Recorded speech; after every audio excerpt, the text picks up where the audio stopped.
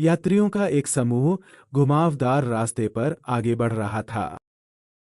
हर कोई सिर से पैर तक गर्म कपड़ों में लिपटा हुआ था, क्योंकि जमा देने वाली ठंडी हवा जोर जोर से सरसराहट कर रही थी। चारों ओर घना कोहरा छाया हुआ था और ऊपर से रात का अंधेरा भी छाया हुआ था।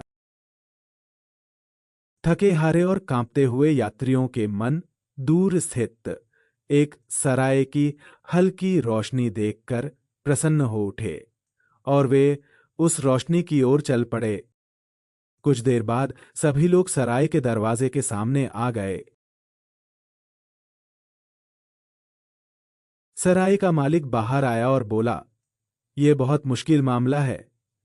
आज मेरी सराय के सभी कमरे भरे हुए हैं। हाँ, अगर आप आज रात मेरे भूसे छीलने वाले शेड में सोने को तैयार हैं, तो मैं इसका इंतजाम कर सकता हूं।" यात्रियों ने आपस में सलाह मशविरा किया। उन्हें लगा कि सराय का भूसा छीलने वाला शेड बाहर के निर्जन खेतों या जंगलों से कहीं बेहतर है। सभी ने एक साथ भोजन किया, आनंद लिया और अपने अपने कंबलों में लिपटे हुए सो गए। यात्रियों में एक व्यक्ति था, उसका नाम वांग था। उसके साथियों के भयानक खर्राटे और मोटे चूहों की भागदौड़ ने आज रात वांग की नींद उड़ा दी। इतने बड़े कमरे में वांग की छोटी लालटेन मंद रोशनी में जल रही थी, मानो वह अपनी रोशनी से अंधेरे को और भी बेहतर ढंग से दिखाना चाहती हो। धीरे धीरे वांग का शरीर कांपने लगा। उसे ऐसा महसूस हुआ मानो कमरे के दूसरी तरफ का अंधेरा उसे बुरी तरह निगलने की कोशिश कर रहा हो। अचानक वांग को फिर से ऐसा महसूस हुआ जैसे पर्दे के पीछे लकड़ी की कोई चीज चरमराहट की आवाज के साथ टूट गई हो। उसके तुरंत बाद पर्दा थोड़ा सा हिला। फिर से सब कुछ शांत हो गया। वांग स्तब्ध रह गया। वह पर्दे की ओर घूर रहा था, बस घूरता ही जा रहा था।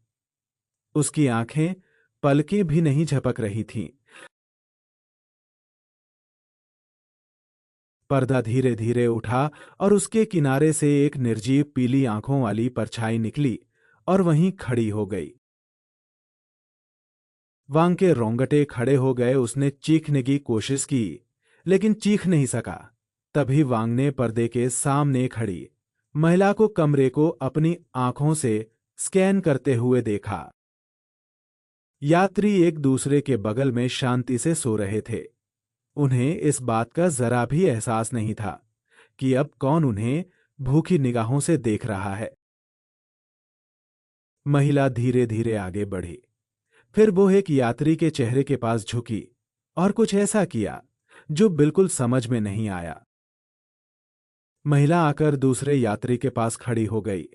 उसकी आंखें तेजी से चमक रही थीं और उसके चेहरे पर एक भयानक मुस्कान थी। महिला फिर नीचे झुकी और दूसरे यात्री के गले पर काट लिया। वांग इसे और बर्दाश्त नहीं कर सका। वह एक भयानक चीख के साथ खड़ा हुआ और तीर की तरह कमरे के दरवाजे से बाहर भाग गया। वांग चीखते चीखते रास्ते पर भागा। उस कान फाड़ देने वाली चीख की आवाज सुनकर गांव के सभी घरों में मौजूद लोग जाग गए। लेकिन उस रात गांव में कोई भी बहादुर व्यक्ति नहीं था जो आगे आकर उसकी मदद कर सके। दौड़ते और चीखते हुए वांग गांव के आखिरी छोर पर पहुंचा। उसके आगे खेत और जंगल थे। हांफते हुए दौड़ते हुए उसने एक बार पीछे मुड़कर देखा।